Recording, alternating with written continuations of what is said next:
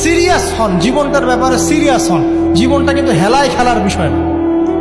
একবার চলে গেলে, একবার মৌত হয়ে গেলে কান্নাকাটি কোটি কোটি বছর করলে আল্লাহ পাক আর দ্বিতীয়বার পৃথিবীতে ফিরাই দিবেন, দিবে? তো কি কারণে আমরা আমাদের সময়টাকে হেলায় নষ্ট করছি? সুযোগ আছে কোনো সুযোগ নাই। যেই কাজের পরকালীন কোনো ফায়দা নাই সেই কাজে আমি নাই। সোজা কথা বোঝেন? যেই কাজে পরকালের কোনো ফায়দা নাই সেখানে আমি নাই, এরকম আকীদা লাগবে। ইলম অর্জন করবেন কেন? পরকালের ফায়দা আছে তাই। নামাজ কেন পড়বেন? পরকালে ফায়দা আছে তাই। প্রেমের সম্পর্ক করবো না কেন? পরকালে ফায়দা নাই তাই। এই গান এই মিউজিক শুনবো না কেন? আমি পরকালে কোনো ফায়দা নাই তাই। আমি অহেতুক এসব টিকটকের পিছনে ঘুরবো না কেন? পরকালে কোনো ফায়দা নাই তাই। যে কাজ পরকালে ফায়দা দিবে আমি সেই কাজে আছি। পারা যাবে ইনশাল্লাহ? আল্লাহ তৌফিক দান করুন। যুবক ভাইদেরকে আমি অনুরোধ করবো যে আপনাদের যৌবনটা আগামী মুসলিম উম্মার ভবিষ্যৎ। এই যে বলে না যে জাতির কাণ্ডারি হবে অমুক তমুক, কেউ জাতির কাণ্ডারি হতে পারবে না। জাতির কাণ্ডারি যদি হতে চায় তাহলে মুসলিম যুবকরাই হতে পারবে। যারা সারাদিন মাদকদ্রব্য সেবন করে এরা জাতিকে কিচ্ছু দিতে পারবে না।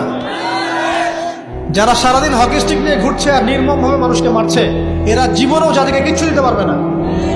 ফাসাদ সৃষ্টি করা ছাড়া কিচ্ছু করতে পারবে না।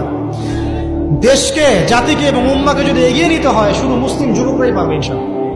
এবং কারা পারবে? যারা অন্য ধর্মের মানুষ কিন্তু মনটা স্বচ্ছ সৎ, তারাও পারবে। যাদের মনে সততা আছে অন্য ধর্মের হলেও তারা পারবে ইনশাআল্লাহ। যার মনে সততা নাই সে পারবে না। করাপ্টেড, দুর্নীতিপূর্ণ মন নিয়ে কখনো দেশের খেদমত, জাতির খেদমত করা যায়। বাংলাদেশের সবচেয়ে বড় সমস্যা দুর্নীতি। বাংলাদেশের 1 নম্বর সমস্যা দুর্নীতি। দুর্নীতি যদি না থাকতো আর সমস্ত কালো টাকা যদি সাদা করা যেত বাংলাদেশের মানুষকে আজকে না খেয়ে মরতে হতো না। 65% মানুষকে আজকে এই খাবারের সংকটে ভুগতে হতো না। সামনের দিনগুলো কঠিন হবে, ভয়াবহ হবে, এটা সবাই বুঝতে পারছে, হয়তো শুধু আপনারা পারছেন না। আল্লাহ পাক আপনাদেরকে বোঝার তৌফিক দান করুন, আমিন। সামনে যান, নিজের জীবনকে কাজে লাগান, যৌবনকে কাজে লাগান, একটা হালাল রিজিক সার্চ করেন। অল্প রিজিকে সন্তুষ্ট হয়ে যান, উচ্চাভিলাষী হবেন না। উচ্চাভিলাষী হওয়ার দরকার নাই, যতটুকু আসছে আলহামদুলিল্লাহ, এটুকুর মধ্যেই সন্তুষ্ট থাকেন। পারবেন ইনশাআল্লাহ।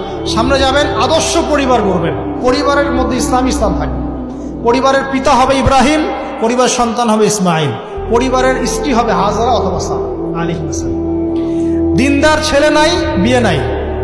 দিনদার মেয়ে নাই, বিয়ে নাই। ওই যেটা আপনি মনে করছেন রূপ সৌন্দর্য হাবিজাবি কিচ্ছু থাকবে না ভাই, কিচ্ছু থাকবে না। 1 বছর 2 বছর পরে সব শেষ। দিনদার স্ত্রী পাবেন, চোখ বন্ধ করে বিয়ে করে ফেলবেন। আর দিনদার স্বামী পাবেন, বিয়ে করে ফেলবেন। আমার স্বামী কত বড় ব্যাংকের চাকরি করে, কত বড় ডিগ্রি, কত বড় সার্টিফিকেট, এটা পরের ইস্যু। আগের ইস্যু হচ্ছে আমার স্বামী নামাজ পড়ে কিনা, এই লোক আমার স্বামী হতে যাচ্ছে, এর দাঁড়িয়ে আছে কিনা, ইসলাম পালন করে কিনা, ইসলামের প্রতি ভালো ধারণা আছে কিনা, সে আমাকে পর্দায় রাখবে কিনা, এগুলো বড় জিনিস। পরিবার গড়বো ইসলামিক ভিত্তিতে। ইসলাম নাই, পরিবার নাই। এমনকি পরিবার গড়ার পরেও যদি দেখেন যে পরিবারের সদস্যদেরকে বোঝাতে আপনি ক্লান্ত হয়ে যাচ্ছেন, পরিবারের সদস্যদেরকে দিন বোঝাতে আপনি ক্লান্ত, কিছুতেই দিন বুঝতে চায় না, আপনি আসহাবুল কাহাফ হয়ে যান, তাও ভালো। বুঝেন নাই? আপনি নিজের চটকা তেল দেন, ওটা বাদ দেন, ওর কবরের হিসাব ওর উপর ছেড়ে দেন, আপনি ইব্রাহিম হয়ে যান, আপনি আসহাবুল কাহাফ হয়ে যান, তাও ভালো। ইসলাম নিয়ে কোনো কম্প্রোমাইজ নাই। পরিবারের সদস্যরাও যদি আল্লাহর পথে চলার ক্ষেত্রে প্রতিবন্ধকতা সৃষ্টি করে বাদ দিয়ে দেন, দরকার নেই। আল্লাহর জমিন প্রশস্ত, আল্লাহর জমিন প্রশস্ত, আল্লাহর রিজিক প্রশস্ত। ইনশাআল্লাহ আল্লাহ পাক উত্তম আরো কিছু দিবেন আপনাকে ইনশাআল্লাহ। খেয়াল রাখবেন, পরিবারের মধ্যে ইসলাম থাকতে হবে। এখানে কিন্তু আপনাকে কেউ বাধা দিবে না, এর কর্তা আপনি নিজেই। আল্লাহ পাক তৌফিক এনায়েত করুন, আমিন। পাশাপাশি সৎ কাজের আদেশ করেন, অসৎ কাজে নিষেধ করেন। মুসলিম উম্মার মধ্যে ঐক্যের চেষ্টা করেন, বিভক্তি সৃষ্টি করবেন। সবার মধ্যে ভালো জিনিস আছে, নিয়ে নেন, খারাপগুলো ছেড়ে দেন। এমন কোনো সংগঠন বা দল বা জামা নাই যার 100%ই পরিশুদ্ধ, এমন কোনো নেই, কোথাও নেই। সবার মধ্যেই কিছু না কিছু ভুল থাকবেই, কিছু না কিছু ফল্ট থাকবেই। ওই ফল্টগুলোকে নিয়ে যদি আপনি পড়ে থাকেন আর কাদা ছড়াছড়ি করতে থাকেন, কাজ হবে না। এখন এই যুগটা সেই যুগ না। এটা কি সাহাবীদের যুগ যে চুল ছেঁড়া বিশ্লেষণ করতে হবে? এখন কি খেলাফা কায়েম আছে? সাহাবীদের যুগে খেলাফা কায়েম আছে, ইসলামিক অর্থনীতি কায়েম আছে, ইসলামিক রুলিংস চলছে। তখন সূক্ষ্ম বিষয় নিয়ে সাহাবীরা একে অপরের সাথে কনফ্লিক্টে যাচ্ছে।